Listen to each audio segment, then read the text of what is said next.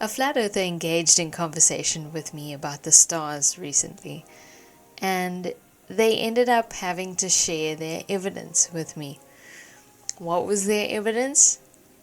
An Eric Dubay YouTube video. I said, that's definitely not a reliable source. And they asked why.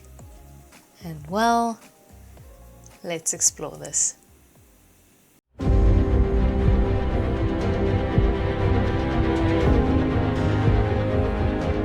Welcome back to Star Stuff, where science and starlight guide the way.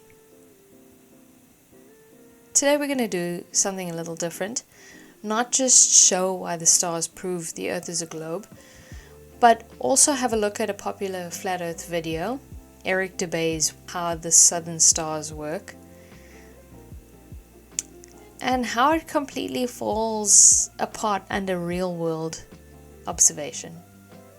So if you've ever traveled between the hemispheres, you know the stars look dramatically different. In the Northern Hemisphere you see Polaris, which is the North Star, and other constellations like Ursa Major. In the Southern Hemisphere you'll find stars like Alpha Centauri, the Southern Cross, and completely different constellations, and no Polaris in sight. And here's the key point. Australia, South Africa, and South America all see the same southern constellations in the same orientation, even though they're thousands of kilometers apart. How is that possible?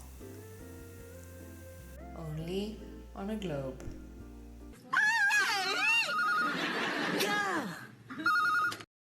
This is one of the most beautiful and damning pieces of evidence against the flat Earth idea.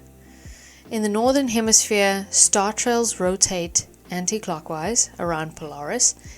In the Southern Hemisphere, they rotate clockwise around a different central point, which is just a point in the sky.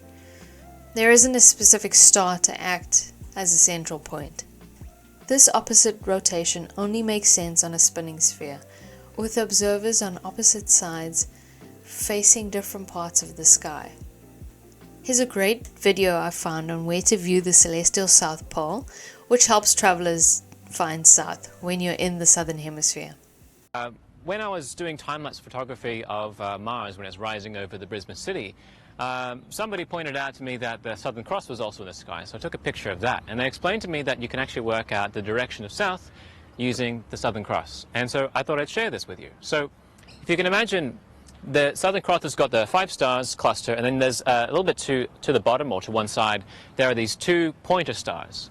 And if you take the diagonal of the box shape that the Southern Cross makes, and you follow that across the sky and extend the line, and if you go to the 2 pointer dots and you bisect that and you carry a right angle line away from that, when you find those where you find those 2 lines intersect is when you will find the point where south is, if you just follow it down to the horizon.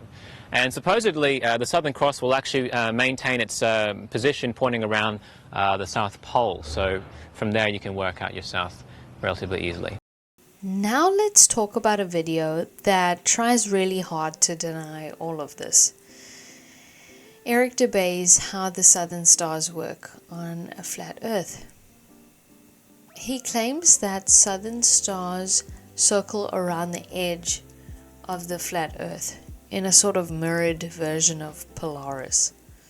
The reality is that the Earth and Polaris do not move, while everything else in the heavens revolves over Earth and around Polaris, east to west, like in a planetarium dome.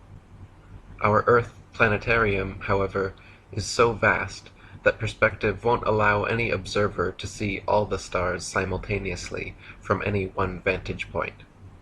We can see Polaris, Ursa Major and Minor, and other northern constellations from every point north of the equator simultaneously, but conversely cannot see the so-called South Pole star Sigma Octantis, the Southern Cross, or other outer constellations simultaneously from every point south of the equator, because they all sweep over a great southern arc from their rise in the evening to their setting in the morning.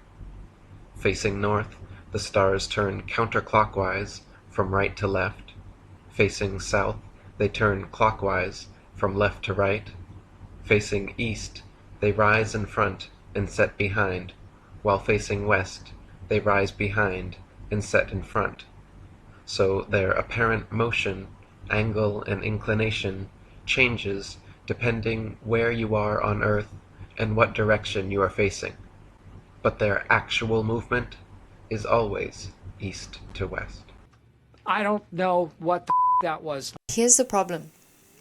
On a flat Earth, observers in Australia, South America, and South Africa would be looking in completely different directions. They wouldn't be able to see the same stars rotating around the same point. It's geometrically impossible. On a globe, perfectly consistent, all three locations are on the bottom half of the sphere, looking outward toward the southern celestial pole. Dubay's model has another huge problem. It doesn't have a real southern celestial pole. But in real life, time-lapse photography shows a clear center of rotation in the southern sky, just like Polaris in the north. This isn't speculation. It's direct observation that anyone in the southern hemisphere can capture with a camera and some patience. On a flat Earth, there is no explanation for this. And here's the final point of realization. From most of Europe or the US, you cannot see the Southern Cross. No matter how clear the night or how good your telescope is. Why? Because these stars are hidden by the curvature of the Earth. On a flat Earth, you'd be able to see much farther, but you can't. The stars clearly obey the rules of a globe. Eric Dubay's video tries to force flat Earth ideas into the sky, but the stars won't cooperate.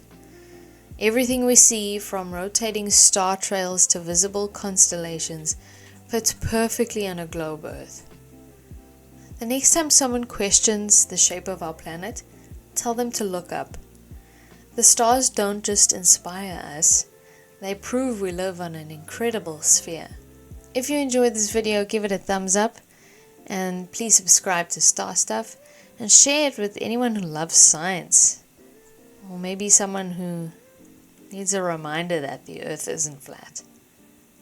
I'll end off with this brief video by Arjen Nierenberg, where he stabilizes his camera on the Milky Way, making it completely stationary, highlighting specifically the Earth's rotation. Nierenberg recorded the time lapse while using an equatorial tracking mount over a period of 3 hours.